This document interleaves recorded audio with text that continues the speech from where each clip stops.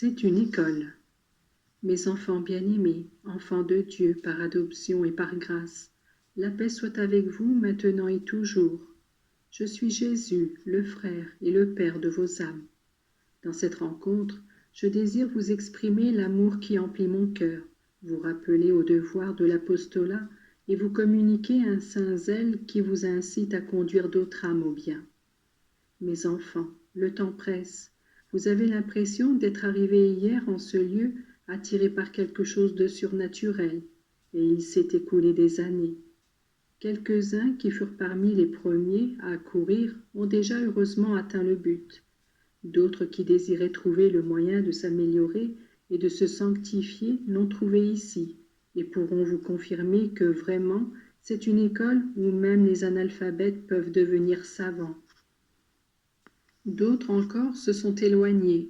Les paroles qui leur étaient suggérées résonnaient peut-être comme une réprimande à leurs oreilles, et au lieu de les recevoir avec humilité, ils s'en sont allés comme les disciples qui, après m'avoir écouté, une ou plusieurs fois, me quittèrent trouvant trop dur mon langage. Les humbles et ceux qui sont à la recherche de la vérité résistent et se réjouissent de trouver ici des enseignements, qui même s'ils ne sont pas nouveaux, puisqu'ils reproposent la parole de Dieu, leur donnent la nourriture spirituelle dont ils ont besoin. Qu'ils soient bénis, ces enfants fidèles, dévots et reconnaissants, qui me récompensent et réparent pour les révoltes et les méchancetés si fréquentes dans le monde. Ici, les différences de classe disparaissent, les haines personnelles n'existent pas. L'amour qui unissait la famille de Nazareth doit vous unir tous, de manière à pouvoir donner au monde un exemple efficace de christianisme. Celui-ci s'est bien répandu grâce à l'amour, au point que les païens disaient « Voyez comme ils s'aimaient, ceux-là certainement sont les disciples du Christ ». C'est ainsi que l'on doit parler de vous. Votre exemple et votre parole ne doivent porter qu'une seule empreinte, celle de l'amour de Dieu et du prochain.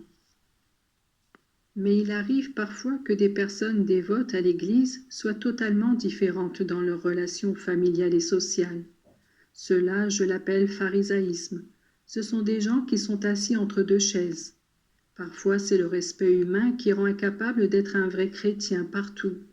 Parfois, c'est l'hypocrisie qui l'emporte et qui finit par être démasquée. D'autres fois, c'est le manque de fidélité et de logique par rapport aux principes que l'on professe.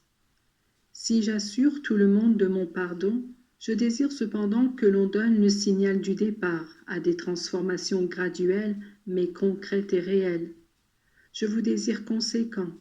L'esprit de suite est un signe de maturité.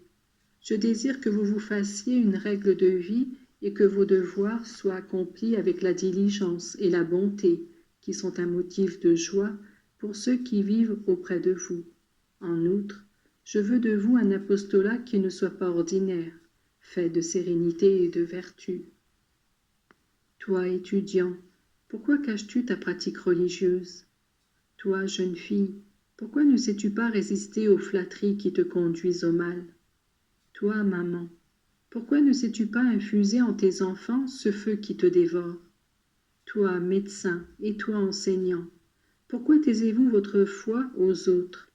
Craignez-vous les regards de méfiance de vos collègues, peut-être leurs moqueries?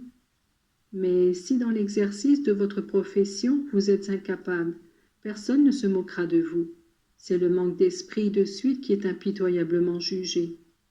Et toi qui te nourris chaque jour de moi dans l'Eucharistie, pourquoi ne sais-tu pas retenir ta langue? Comment traites-tu tes parents? Comment te comportes-tu avec tes frères? Si tu traites tes amis avec beaucoup de déférence, pourquoi faire pleurer ta maman?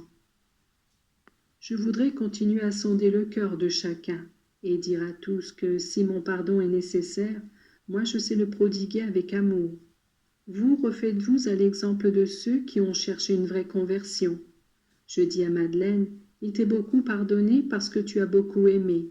Elle, en effet, est passée d'une vie de péché à une vie de perfection dans l'amour.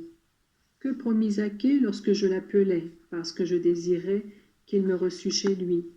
Maître, si j'ai volé quelque chose à quelqu'un, je lui restitue le quadruple. C'est ainsi que je désire oublier tout ce qui, dans votre vie, peut m'avoir offensé. Mais comme Madeleine et Zaché, vous devez réparer par l'amour de Dieu et du prochain. Quand une personne ne fait pas tout le bien qu'elle devrait faire, elle empêche aussi d'autres d'accomplir le bien. Voilà pourquoi votre apostolat se présente comme un devoir. Soyez mes témoins en tout lieu, à l'école, à la maison, à la paroisse, à l'hôpital, dans le train, sur les trams, partout. Porter témoignage veut dire suivre mon exemple dans vos différentes fonctions et toutes les situations. Est-ce que j'exige trop? Et pourtant, si vous m'aimez et si vous observez ma loi, tout est facile. Vous pourrez lire un jour votre vie en fonction de mon dessein de salut pour toute l'humanité, et vous en resterez émerveillés. Que votre rencontre dans ce petit Nazareth marque un jour heureux, à partir duquel on puisse dire que, pareil à une nouvelle aurore, a commencé votre sanctification. Je vous bénis encore tous, un à un, et je vous remercie.